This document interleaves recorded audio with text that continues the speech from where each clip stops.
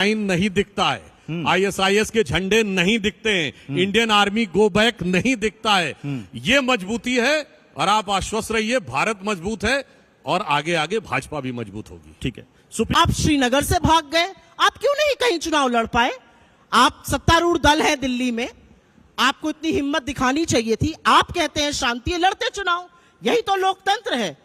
लोकतंत्र में चुनाव लड़ना सबसे बड़ा मुझे लेकर चल रहे हैं, उसमें बीजेपी की गहरी शिकस्त हर राज्य में होने वाली है। आपने जम्मू कश्मीर से शुरू, तो पूरे देश की नजर है। बीजेपी की सूची जारी होती है 44 सीटों की, कुछ देर के बाद डिलीट हो जाती है, फिर 15 नामों की सूची आती है, फिर बवाल हो जाता है कि साहब आपने पैराशूट उम्मीदवार उतार दिए। बीजेपी में सब ऑल इज वेल है ना जम्मू कश्मीर में? देखिए 10 वर्ष के बाद चुनाव हो रहे हैं और अगर वास्तविक दृष्टि से देखा जाए तो ईमानदारी से तो एक बहुत लंबे समय के बाद 30-40 साल के बाद चुनाव हो रहे हैं। बात तो सही है।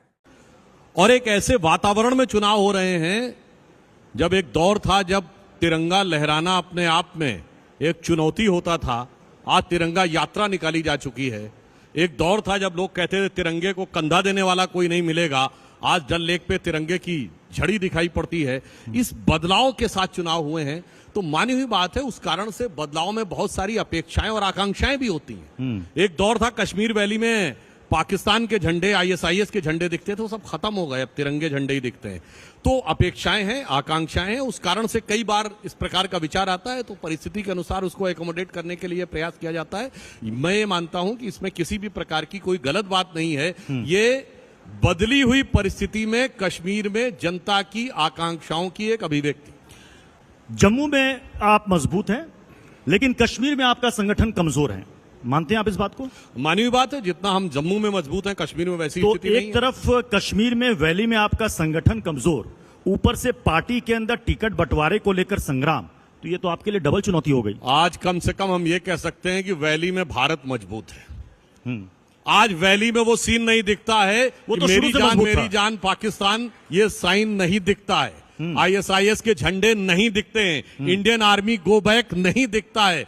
ये मजबूती है और आप आश्वस्त रहिए, भारत मजबूत है और आगे आगे भाजपा भी मजबूत होगी। ठीक है। सुप्रिया जी, जम्मू कश्मीर पर ही हम बात कर लेते हैं। जम्मू कश्मीर में आपका और नेशनल कॉन्फ्रेंस का गठबंधन हुआ है, सीटों का तालमेल भी हो गया। आपने पीडीपी को किस लिए छोड़ दिया, बीजेपी के लिए? तो चलिए शुरू करते हैं। आपको और आपके दर्शकों को और सुधांशु जी को मेरा नमस्कार। अच्छा। आपके सवाल का जवाब मैं दूंगी, लेकिन कुछ परिस्थितियों से देश और दुनिया को भी वाकिफ होना चाहिए। आपके यहां 1.5-2 घंटे तक जम्मू कश्मीर के बीजेपी के अध्यक्ष को अपने आप को कमरे में बंद करना पड़ा क्योंकि इतनी हाथापाई, नारेबाजी, खिलाफत हो रही थी, मुखालफत हो रही थी। तो वो जो है वो चलता है। अगर ये विपक्ष में हो रहा होता तो कहते सिर फुटौल, तो हम आपका सिर फुटौल के बारे में बात क्यों ना करें। आपने कहा वैली में कमजोर हैं, तो इन्होंने कहा भारत वैली में स्ट्रांग है। भारत वैली में नहीं, भारत अपने कण कण में, अपने कोने कोने में, अपने हर प्रांत में, अपने हर प्रदेश में, अपनी हर नदी में, अपने हर नहर में स्ट्रांग है। भारत को कोई कमजोर नहीं कर सकता है।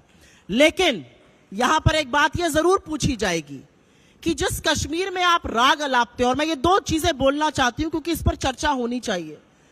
कश्मीर में अमन का बहुत राग हम सुनते हैं, तो कौन सा तीर मारा? क्या हुआ? 2024 का लोकसभा चुनाव हुआ, आप बारामूला से भाग गए, आप अनंतनाग राजौरी से भाग गए, आप श्रीनगर से भाग गए, आप क्यों नहीं कहीं चुनाव लड़ पाए? आप सत्तारूढ़ दल है दिल्ली में, आपको इतनी हिम्मत दिखानी चाहिए थी। आप कहते हैं शांति, लड़ते चुनाव, यही तो लोकतंत्र है। लोकतंत्र में चुनाव लड़